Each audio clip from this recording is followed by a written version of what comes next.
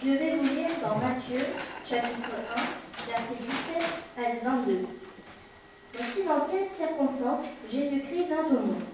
Marie, sa mère, était liée par fiançailles à Joseph. Or, elle se trouva enceinte par l'action du Saint-Esprit, avant qu'il n'ait vécu d'enfant. Joseph, son futur mari, était un homme bon et droit. Il ne voulait pas la livrer au déshonneur. C'est pourquoi il se proposa de rompre ses fiançailles sans en ébruiter la raison.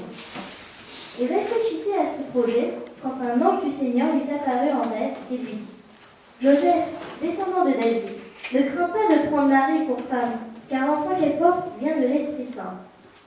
Elle donnera naissance à un fils, tu l'appelleras Jésus. C'est lui, en effet, qui sauvera son peuple de ses péchés. Tout cela arrivera pour que s'accomplisse cette parole du Seigneur, transmise par le prophète.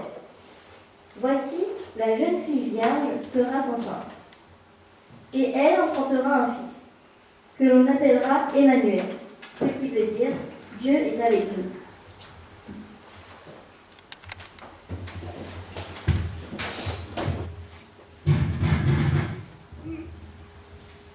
Nous allons lire la naissance de Jésus dans Luc, chapitre 2, versets 1 à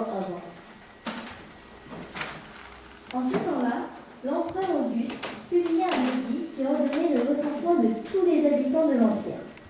Ce recensement, le premier du genre, eut lieu à l'époque où Quirinius était gouverneur de la province de Syrie. Tout le monde allait se faire recenser, chacun dans la localité dont il était originaire. C'est ainsi que Joseph, lui aussi, partit de Nazareth et monta de la Galilée en Judée, à Bethléem, la ville de David. Il appartenait en effet à la famille de David. Il s'y rendit pour se faire recenser avec Marie, sa fiancée, qui attendait un enfant. Or, durant leur séjour à Bethléem, arriva le moment où Marie devait accoucher. Elle mit au monde un fils, son premier-né. Elle lui mit des langes et le coucha dans une mangeoire, parce qu'il n'y avait pas de place pour eux dans la pièce réservée aux autres. Dans les champs environnants, les bergers passaient la nuit pour garder leurs troupeaux. Un ange du Seigneur leur apparut, et la gloire du Seigneur resplendit autour d'eux. Une grande frayeur les saisit. Mais l'ange les rassura. N'ayez pas peur, je vous annonce une nouvelle qui sera pour tout le peuple le sujet d'une très grande joie. Un sauveur vous est né, aujourd'hui, dans la ville de David. C'est lui le Messie, le Seigneur. Et voici à quoi vous le reconnaîtrez. Vous trouverez un nouveau-né dans ses langes et couché dans une mangeoire. Et tout à coup, apparut aux côtés de l'ange une multitude d'anges de l'armée céleste qui chantaient les louanges de Dieu. Gloire à Dieu au plus haut des cieux et paix sur la terre aux hommes qu'il aime.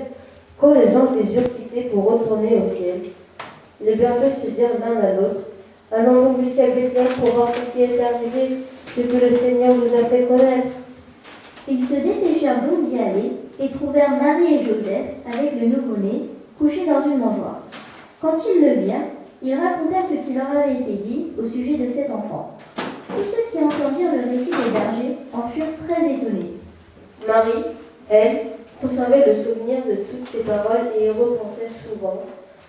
Les bergers s'en retournèrent, louant et glorifiant Dieu au sujet de tout ce qu'ils avaient vu et entendu. C'était bien ce que l'ange leur avait annoncé.